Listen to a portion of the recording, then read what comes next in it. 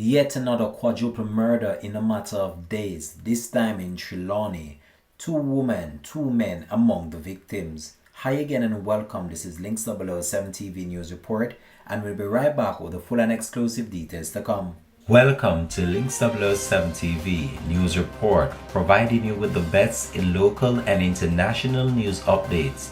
This is a place where you can get the most reliable and informative news information. Links 007 TV News Report.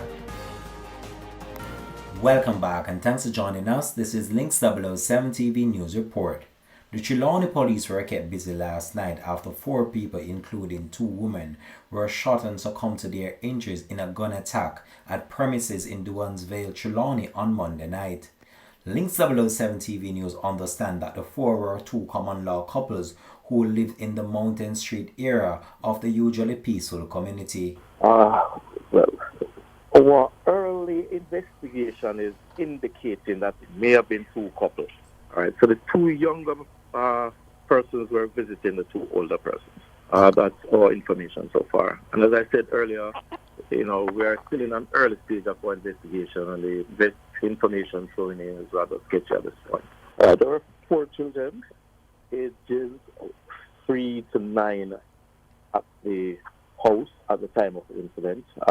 None of them was armed. Well, they are relatives of the occupants of the house.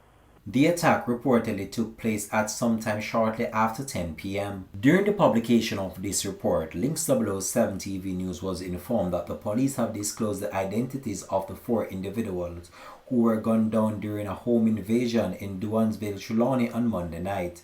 The deceased Earl of Trelawney addresses have been identified as 51-year-old Cardell Graham, otherwise called Bayer, 43-year-old Nicole White, otherwise called Sheena, both of Duansville Trelawney addresses, 21-year-old Amelia Livingston, otherwise called Amelia, and 27-year-old Akeem Robinson, otherwise called Eddie or Petro, both of King's Loss District. Reports are that sometime around 10 p.m., the Falmouth police were summoned by residents who heard loud explosions. On arrival, the police saw 4 people suffering from what appears to be multiple gunshot wounds. They were taken to hospital where they all succumbed to their injuries. 4 children and other individuals who were reportedly at the home were not harmed. This is the second shot incident to happen just over a week. This has been Links 007 TV News Report. Thanks for watching.